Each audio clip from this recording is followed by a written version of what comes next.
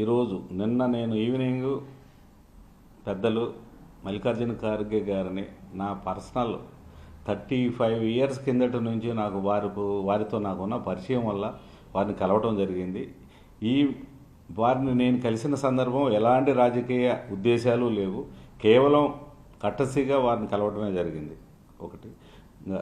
ఇకపోతే నేను వైఎస్ జగన్మోహన్ రెడ్డి గారికి భద్రుడినై వైఎస్ఆర్ పార్టీ ఉన్నంత వరకు, నేను ఉన్నంత వరకు రాజకీయాలలో జగన్మోహన్ రెడ్డి గారితోనే నా ప్రయాణం. ఇలా ఎలాంటి ఉద్దేశాలు ఆపాదించొద్దండి. కానీ కొన్ని మీడియా సంస్థలు నిన్న సాయంకాలం నుంచి దుష్ప్రచారాలు చేసుకుంటూ రకరకాల కామెంట్ చేస్తున్నారు. దానివల్ల ఈ వివరణ ఇవ్వటం జరిగింది. కానీ మా అధినేతకు నా మీద చాలా నమ్మకం ఉంది. నాకు కూడా వారి మీద చాలా అపారమైన నమ్మకము, ప్రేమ ఉంది. దీంట్లో ఎలాంటి సందేహాలు లేవు.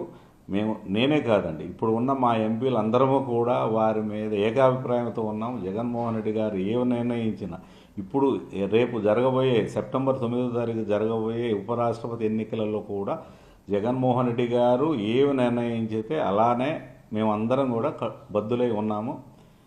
ఎలాంటి వైసీపీ కార్యకర్తలు కానీ, లీడర్లు కానీ, ఎవరు ప్రజలు కానీ ఎలాంటి అనుమానాలు వద్దు. దీనికి మేడా రఘునాథ్ రెడ్డే కాదు, మొత్తం 11 మంది ఎంపీలు కూడా ఏకతాటిపైన ఉన్నాము. మేము వైఎస్ జగన్మోహన్ రెడ్డి గారిని మళ్ళా ముఖ్యమంత్రి చేసుకున్నంత వరకు కూడా కష్టపడి వారిని రెండోసారి ముఖ్యమంత్రి చేసుకున్నంత వరకు పోరాడతాం. ఇప్పుడున్న ఎన్డీఏ కూటమిలో జరుగుతున్న తప్పులను సరిదిద్దాలనే ప్రయత్నంలో ఉన్నాం. మేము పోరాడుతూనే ఉంటాం, ఎలాంటి ఇబ్బంది లేదు. నేను రాజకీయాల్లో ఉన్నంత వరకు, మరొకసారి చెప్తున్నా, నేను రాజకీయాల్లో ఉన్నంత వరకు జగన్మోహన్ రెడ్డి గారితోనే నా ప్రయాణం. దీంట్లో ఎలాంటి సందేహాలకు తావులేదు.